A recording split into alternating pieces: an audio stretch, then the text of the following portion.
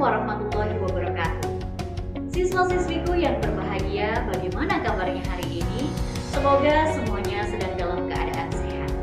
Pada kesempatan kali ini, kita akan belajar materi dengan kompetensi dasar membacakan satu puisi dengan memperhatikan vokal, ekspresi, dan intonasi.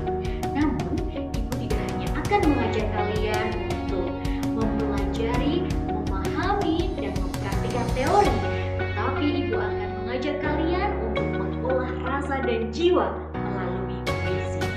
Harapan Ibu, puisi tidak hanya dipelajari sebagai sebuah teori, tetapi puisi juga digunakan untuk menanamkan budi pekerti.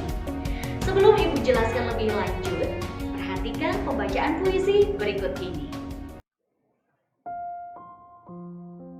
Lelaki berambut putih, Maulida Askia.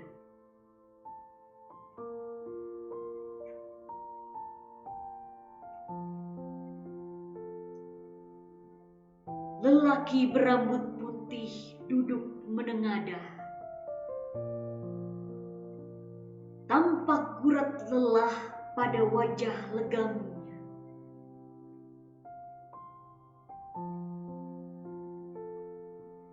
Menanti tanpa pasti, menunggu tanpa tahu. Adakah hati malaikat menghampiri, membeli tikar yang ia anyam sendiri demi sesuap nasi?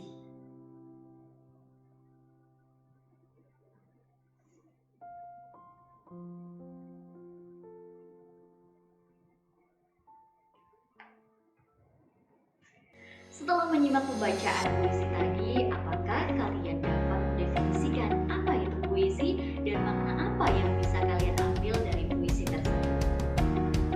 Puisi merupakan sebuah karya sastra yang disajikan dengan bahasa yang indah. Bahkan, puisi dianggap sebagai rangkaian kata yang mewakili perasaan penulisnya. Ada pesan atau makna yang ingin disampaikan penulis kepada pembaca. Tidak bermakna ketika tidak memiliki pesan atau makna yang disampaikan di dalam.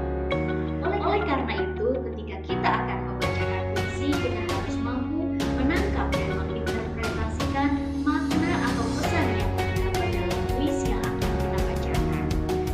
Pada tahap ini, kita harus menggunakan hati untuk dapat merasakan apa yang ingin disampaikan oleh penulis kepada pembaca.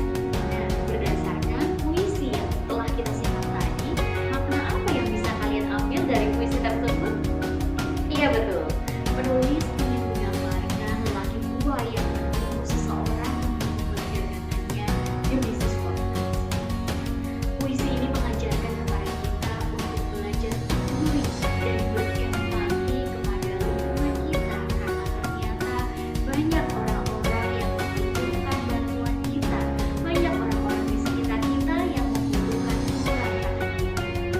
harapan Ibu dengan mempelajari puisi, kalian belajar untuk mengolah rasa supaya lebih berempati kepada sekitar.